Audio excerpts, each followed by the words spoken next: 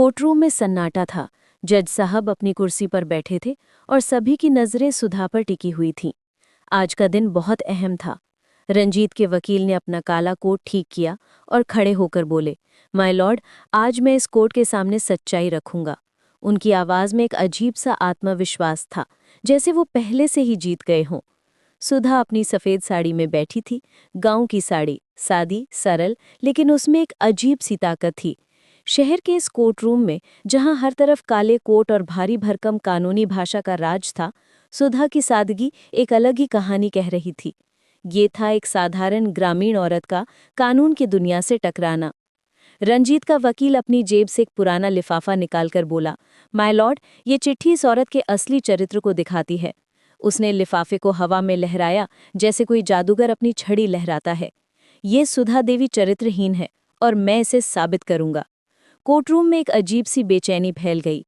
लोग आपस में फुसफुसाने लगे।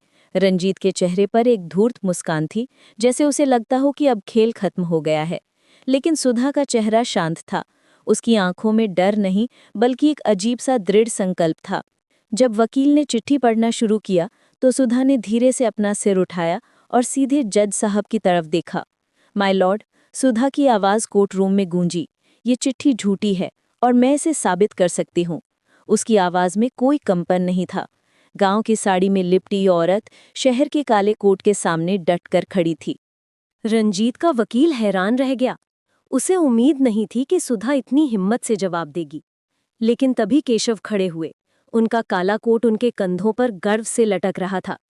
माय लॉर्ड, मैं एक गवाह पेश करना चाहता हूँ। जज साहब ने अपना चश्मा ठीक किया। कौन सा गवाह? केशव ने मुस्कुराते हुए कहा, कोठी नंबर 12 का मेहमान। ये सुनते ही रंजीत का चेहरा सफेद पड़ गया। उसकी आंखों में अचानक डर की लहर दौड़ गई। कोठी नंबर 12? ये नाम सुनते ही उसके होश उड़ गए। वो जानता था कि ये गवाह उसकी सारी चालबाजी को बेनकाब कर देगा। कोर्टरूम में सन्नाटा छा गया।